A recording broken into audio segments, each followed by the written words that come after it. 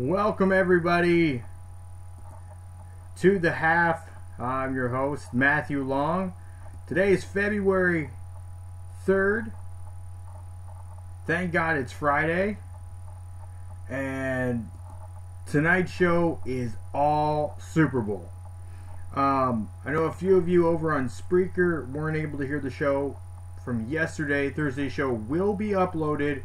It will be available on Spreaker, TuneIn, Sono, iTunes, yada yada yada yada, everywhere we're at. So you can see here we got a little bit of new graphics and stuff in the background. Be able to go check out what we have going on here in the background for sure.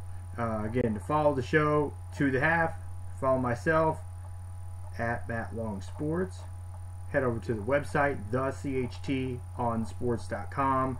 The listen link over there is where you're going to be able to hear all episodes of To The Half, our daily show, which we have on the Go Long Media channel on Blog Talk Radio, as well as the Cold Hard Truth on Sports radio show. It's every Tuesday, which I host with my co-host Kevin Crest. And Wednesday we have CMT Firestorm. Again, that's going to get a makeover here pretty soon, so that name's going to change. And on Sunday from 7:30 to 9:30, probably not this Sunday though, because it's the Super Bowl. So it'll probably either be tomorrow or Monday for the Boxing Source, hosted by James Bell. I got my Puerto Rico shirt on tonight. Want to rep a little bit. For the year or so I lived out in Puerto Rico, was able to cover boxing and learn quite a bit from out there. And tonight, one of the shining stars who has recovered from a motorcycle accident, Felix El Diamante Verdejo, will be fighting tonight. I don't know if it's such a tough fight for him. I don't see him losing this fight. But I'm not going to get into boxing. We'll cover that more on Tuesday. Tonight's show is all Super Bowl. All Super Bowl. I'm going to give my breakdown from team to team. Talk a little bit about the betting lines. Most people aren't putting their bets until around 3 o'clock on Sunday. That's usually when we start to see the lines start to move. To this point, we haven't really seen that so much. So I'll get into that tonight as well. No, I'm not a big gambler. I'm not an odds maker. I'm not a bookie. I'm not anybody that pretends to be some sort of phenomenal gambler. I just do my research. That's all. Pretty straightforward. So we're getting ready for Super Bowl 51, which is Sunday, February 5th. The coverage starts at 2 p.m. 2 p.m. on Fox is when the coverage starts. So I told my wife, see that? 2 p.m.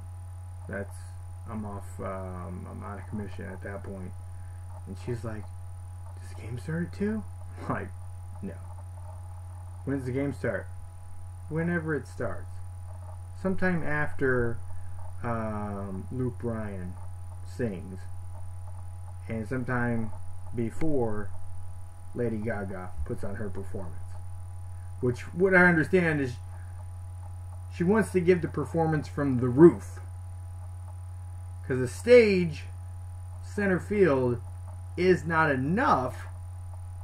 So she wants to go to the roof. Michael Jackson-esque there. What was it from I think it was from, he did a performance, his Super Bowl performance was on one of the jumbo screens over an end zone, if I'm not mistaken. Let's Bring it down where everybody can see you. When you're doing one of these numbers, to watch the halftime show may not be in the best line of sight for everyone, but they're artists.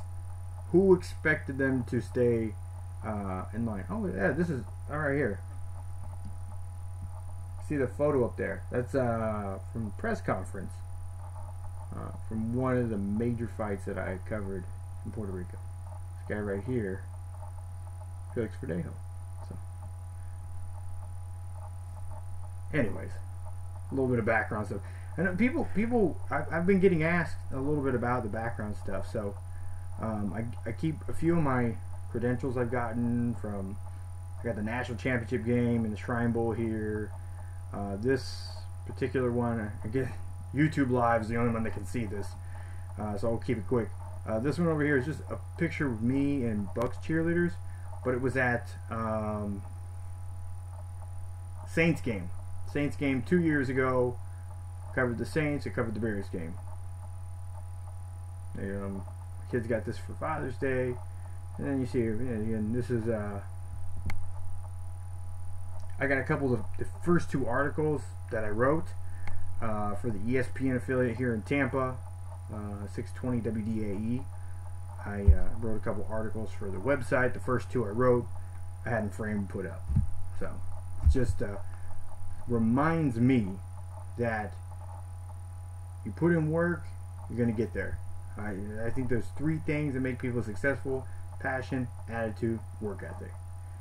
That's really what it is. You have those things, you're going to get there. So, all right, getting into the Super Bowl talk, as we know, New England Patriots won their game, pretty one-sided, and the Atlanta Falcons won their championship game, conference championship game, pretty one-sided as well. Now, usually, coming into games like this, the teams that come in when the line is at 3, I know the odds makers don't really like a line at 3, for the simple fact is there's so many things that could happen in the game that could get to the 3. It's a field goal, or a return field goal, it could just change everything. Millions and millions of dollars are riding on it. So that's why you see the big guys, the wise guys and the sharks usually place their bet on Sunday just hours before the game. A lot of people I've talked to that are into that are gamblers, usually around 3 or 4 o'clock. They'll get their bets in, either in Vegas or online or some, I don't know, wherever they put their bets in at. I don't know, I've never submitted a bet. Yeah, you're funny. Yeah. No, I get you. I'm here talking about gambling, but I'm not a gambler. I've never submitted a bet. But here's the thing. I'll explain you this. I've never played in the NFL, but I'm also talking about the Super Bowl. Surprise? Yeah. You don't have to do it to talk about it or have an opinion. You do enough research, you know football, you can give something. I'm going to give you guys 30 or so minutes tonight of Super Bowl coverage before the Super Bowl. No, I didn't go to Houston this year. Putting in the credentials was a little bit late. Credential request was a little bit late. Plus, the Super Bowl is always a tight event as it is. It's kind of one of those crazy events where you could get credentials for media events, but not the game.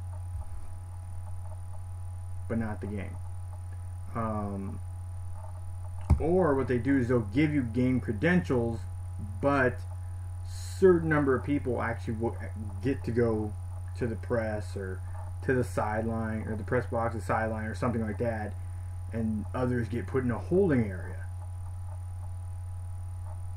basically from the lounge. You watch the game from the lounge. The media lounge is usually what it is. Or they'll have an off-site facility they set televisions up at. That's usually easily accessible if you're allowed to go to the presser afterwards.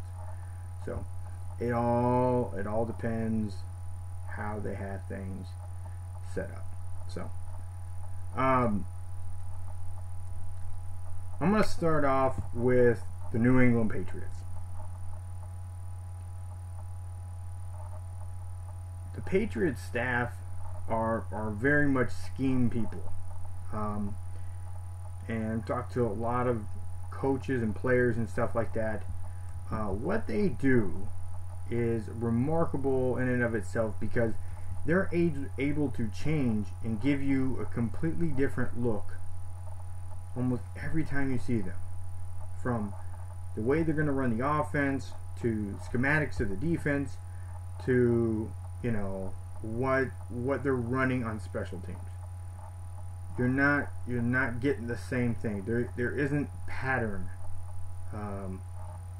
pattern you necessarily see with them. You don't see so many tendencies. It's much more randomized in a calculated sort of way. So it's not, and they get players that buy into what they're doing. This is why you have guys on their roster that you'll see them playing in the regular season, have a couple good games, and then they've kind of disappeared a little bit. Even LeGarrette Blount, who has probably been their most consistent runner coming in, he has even, there's been games where, you know, he's been hurt. There's nothing really in the rule book. I mean, how do you prove a sprain? Sometimes you can't. You know, sometimes they don't get the MRI, it just hurts. I feel sore. Soreness could be lower body injury, and that's what's reported. Maybe he has nothing. That's the thing. But James White has been the guy that has probably put in a good amount of games this season. We've seen a lot from, which has put the Patriots in a situation where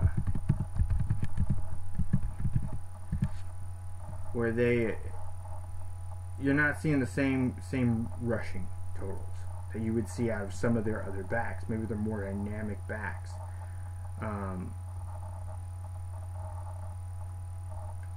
Their leading rusher by far is LeGarrette Blount, like I said.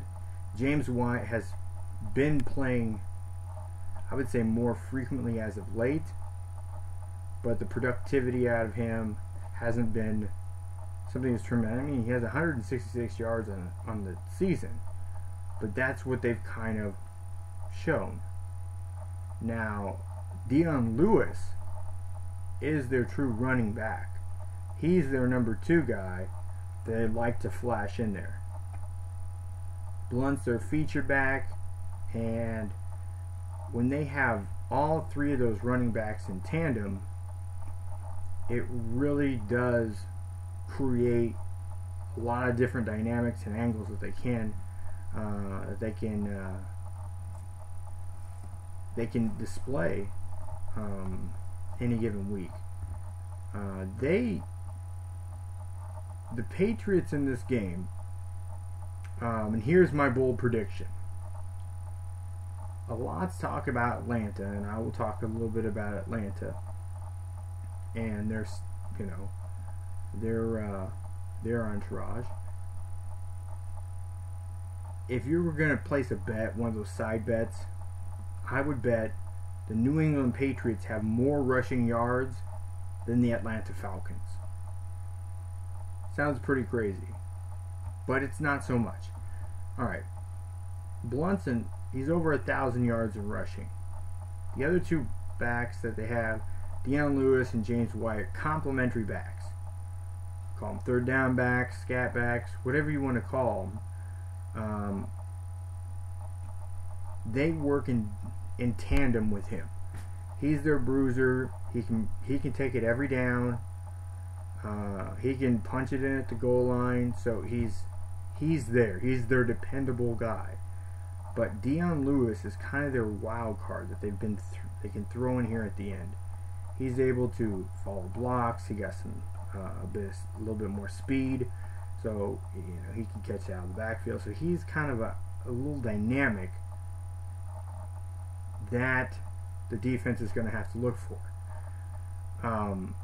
So I'm going to say rushing yards. I'm going to give that total stat to the New England Patriots. They will have more rushing yards than the Atlanta Falcons. As far as receiving goes, the Atlanta defense has 3 rookies that start and 1 other one that plays pretty regularly. So it's not a surprise that they're going to take, at times, they're going to try to take the top off the defense. They're going to run to get him in, to get the deep pass. Again, New England doesn't have any burners. They don't have anybody. They don't have an Antonio Brown. By the way, from what my sources have told me, I know there's been a lot of talk. They're going to get rid of him. Yeah, they may. Who knows? But from what I've been told, the Pittsburgh Steelers and Antonio Brown are working out a long-term extension, which could be done before training camp. So, a little bit of news there. But the Patriots don't have anybody like him. I mean, Michael Floyd is probably the closest they get there. They don't have guys that are super speed guys that are just going to take the top off like that. Julian Edelman by far is their number 1 receiver. Chris Hogan, he's a tremendous athlete, and he's had some big games. Chris Hogan has. So we'll see where he fits in this game. He's another one you're going to look at. Malcolm Mitchell is another guy that they've been able to find in places. Now, Martellus Bennett is going to be their red zone threat guy. He's by far, he has size, strength, he can go up and get the ball. He's that guy. They're probably going to try to utilize him over the field more, and they're probably going to go more 3 and 4 sets. They like to introduce 2 tight ends or spread out the field a bit more. Hold linebackers accountable to covering and try to create mismatches, rub routes, stuff like that. New England does that pretty well. Tom's probably going to go into audibles. He's going to do a lot, just like he did with Pittsburgh. He's going to try to lure in those safeties. If he can lure in those safeties to try to bite on the run, that you're going to have, Julian Edelman, Chris Hogan, Michael Floyd. They're going to have guys there. They'll be on a post. So we'll look to see what they do. New England mixes it up really well. They do a great job of not doing one thing. They're not a very one-sided team at all. I know people don't think of them as a running team, but they definitely can put it on the ground and they can run. With LeGarrette Blount, he's a big, strong runner. He's athletic. He has some deceptive speed. and mobility with his athleticism. So I wouldn't be surprised if he gets a good amount of carries in this game. Expect to see Dion Lewis in a healthy dose as well, and White's going to be sprinkled in there as well. So let's look to see. We might even see Chris Hogan or Julian Edelman on some sort of run plays, flea flickers, or somehow get them involved. Again, two former college quarterbacks that are converted wide receivers. They're good athletes, so we'll see where they go there. Now, as far as the defense goes for the New England Patriots, they don't have the same kind of personnel. Not saying that they don't have anybody on defense, but it's just not the I don't know. It's not the same guys that pop out. I know Malcolm Butler's had a great season. He will not be. I don't see them putting him one-on-one with Julio Jones. I just don't see that. They'll probably put him on Mohamed Sanu and try again. That's their thing. Then you take probably Devin McCourtney. Put him on with the safety over top, whatever side he's on Julio Jones. So you're paying, you're putting Malcolm Butler and man on Mohamed Sanu. And then what do you do with Gabriel? They'll probably mix it up between safeties, nickels, dimes, and linebackers is where they're going to try to work with him. As far as the tight end, we'll see. It's kind of some more of the same situation where they handle the H, the tight end, the Z, and the slot guy. So we'll see.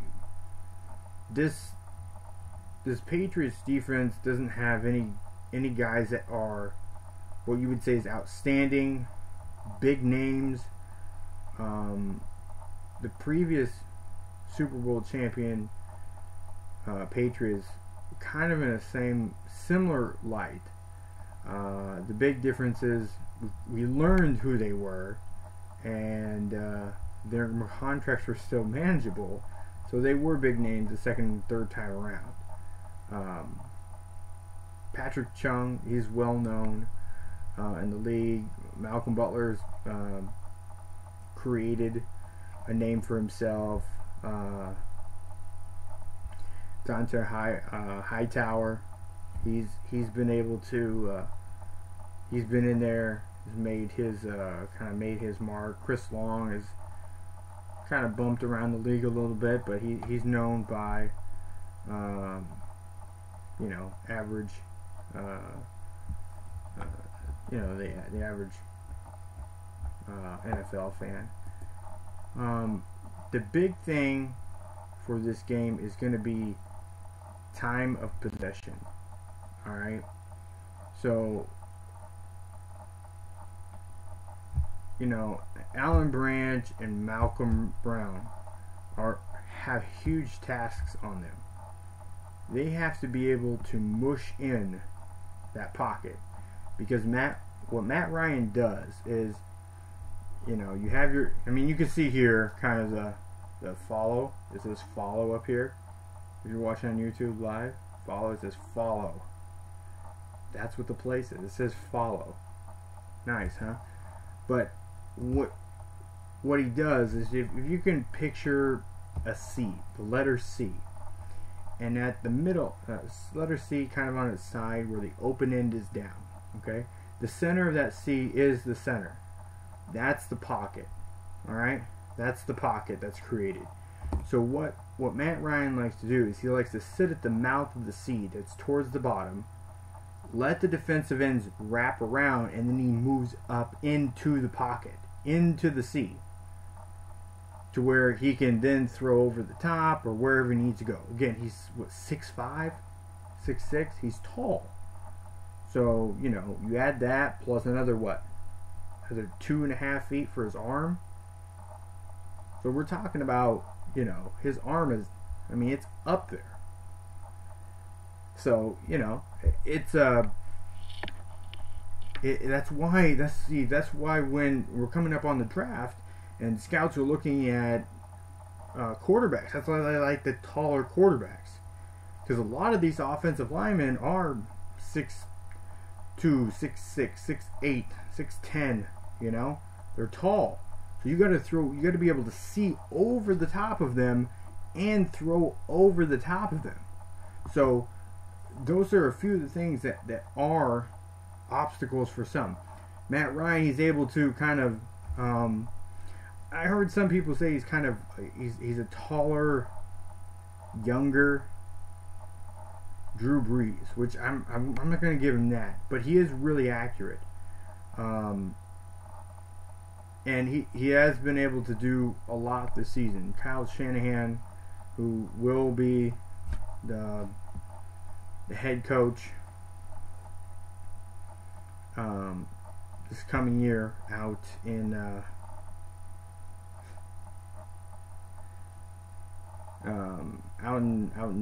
San Francisco. He does a good job of mixing stuff up as well. So, and he has a lot of weapons to his disposal. But this defense is going to have to bring it in. Their rookie backup there at defensive tackle, he's kind of moves in between there, between nose and tackle. Vincent Valentine has done a good job. He's good at holding up the line of attack, so you're not doing a lot of running up the field on him.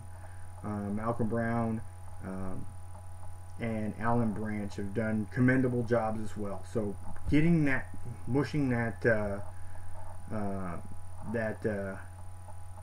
pocket in is going to be a big key. Now, from what I understand, they want to get Bartavius Mingo in this game a little bit more to try to get him, pushing him in as an edge rusher, and bringing him in. He could be a different factor too. Again, he's a second line guy behind Shane McClellan, who's played pretty well. He's been in the league for 5 years, so he's got kind of that a little bit of edge up on him. But we'll probably see Bartavius Mingo at some point in this game to create some more pressure for them. But that's really where I'm looking at for the defense. If that front four or front five, whatever they can do, if they can get there with 3 or 4, the Patriots are in a good situation. It's just they have a lot of weapons for Atlanta. Speaking of the weapons for Atlanta, they do have, you know, a really good combination between Coleman and Freeman as running backs. Very efficient, they run well, they catch well, they can do a lot with them. I've already talked to the extent about Mohamed Sanu, how he's dynamic. Gabriel is going to be one of those X factors as well, and Julio Jones, of course. So I've kind of mixed in some of that offense. The defense for the Falcons is going to be key. Being able to play more man, be able to play, stick to your assignments. Play assignment football. Be able to be in the right place at the right time without doing too much anticipating. Tom Brady, again, they don't have a lot of tendencies, so you're going to see some things on film that might look one thing, but they know you have 3 rookies starting and 1 that's also playing, so they're going to try to confuse those guys. They most definitely will. So this is one of the reasons why I've seen some saying that the line could be all the way up, could be up to 6, 7, or 9 even, because of that fact. But there's a lot of good veterans on this defense. There's veterans on this defense. and good players. So they have a really filled out, balanced roster on defense, and they can get to the quarterback. They were able to get there against Rodgers, and we saw Pittsburgh get there against Brady. So I believe that they can get there. If they can get the pressure on him, he's going to have to stick to slow in front of him. But I think that they're anticipating that. The factor for this game will be time of possession. Don't expect them to really air it out. I wouldn't be surprised if the Patriots decide to take the air out of the ball, put it on the ground. Like I said, that's why I think the Patriots are going to have more rushing yards than the Falcons. They're going to try to keep it methodical, take plays away from a high-powered offense. Change that tempo. Make Matt Ryan sit on the bench and not get into a rhythm. Avoid him getting into a rhythm. He's great when he's a lot about timing. He's very accurate. He's very momentum. When he gets in his flow, he's in it. So whatever you can do to mess up that mojo, they're going to have to try to do that. As far as matchups, I think the Falcons create more matchup issues than the Patriots do. It's a fair line. It's still at 3. We might see it move a little before the game. The over-under is at 59. It's kind of moved 59, 59.5. I would take the under. I don't think it's going to be this high-scoring game unless the Falcons start to run away with it up front. To get 30 points out of each team, I think that's going to be tough. Especially from what I'm seeing is the Patriots are going to try to slow this tempo down, keep it close, and score whenever they can. Because a long drive in the first quarter with a field goal, that's a huge win. That's almost like 2 touchdowns for the Patriots. Just because they kept the Falcons' offense off the field. So my pick for the game, though, I would pick, if we said straight up, I would say Falcons win. Patriots are fair on the spread. It's tough for gamblers. It's tough for bookmakers. 3 points is not a lot. It's not a lot of wiggle room. Vegas, I think, is being very careful. The money's not pushing the line, and some casinos say, $500,000 is kind of where they'd have to start even thinking about it. So I don't expect it to move a whole lot. If it does, it will do on Sunday. It'll move on Sunday if it moves. When the big fish start swimming. So, good luck. Good luck with that. This is, again, why I'll take my money and I'll play games, entertainment, but I'm not a gambler. I don't know. I'm not a big gambler, but I do have a lot of friends that are. I do read about it. I stay up on it. So like I said, if you're looking for a good side bet, take the Patriots having more rushing yards than the Falcons. If I was placing a bet, I would pick the Falcons to win straight up. I don't know what the odds are on it, so go with where your odds are. If you're a gambler, you're gonna know. But despite odds, what I would say, who I think is going to win or lose, despite if they cover or not, I pick the Falcons. Here's a little bit of information though. The teams that are favored with a 3-point spread have almost always won and covered. And the Patriots are, one of those teams that have won and covered the spread. So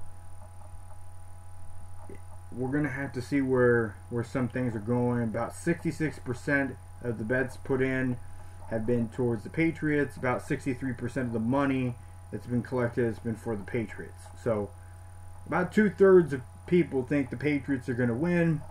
You know, I'm more on the end of, I think the Falcons have more to provide as in matchup issues for the Patriots. It's just, are the Patriots going to out-scheme them? I think the Falcons can get there like Pittsburgh did. I think they can get there like they did. But are the linebackers and this, defensive backs in a position where that short scheming that they do, and the running, and the short passes, the slants, the rub routes, is that going to wear on the Atlanta defense? That's where my question is. How do they handle it? If Atlanta can create turnovers, that puts them in a better situation because that gets some of that time of possession back. So the team that wins the time of possession could ultimately be the deciding factor who wins the game. And I still think the Patriots will have more rushing yards. So I'm over time tonight. I appreciate all of you listening in. It's been great. I enjoy you guys listening in and watching in every day. Again, go over to the website, thechtonsports.com. You can see all the articles and stuff we have up over there. After I get off this show, I'm going to go to bed. I'm going to take my laptop with me, put together some more content while I'm in bed. And To the Half is the handle, the show. You can reach me at Matt Long Sports. And we'll be back. I'll be back on Monday for this show. If you follow me at Matt Long Sports, I will be tweeting during the game. Tweet at me, whatever,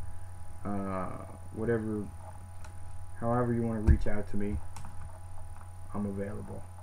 Well, I'm reachable, put it that way. So that's all I got for tonight. I'm out.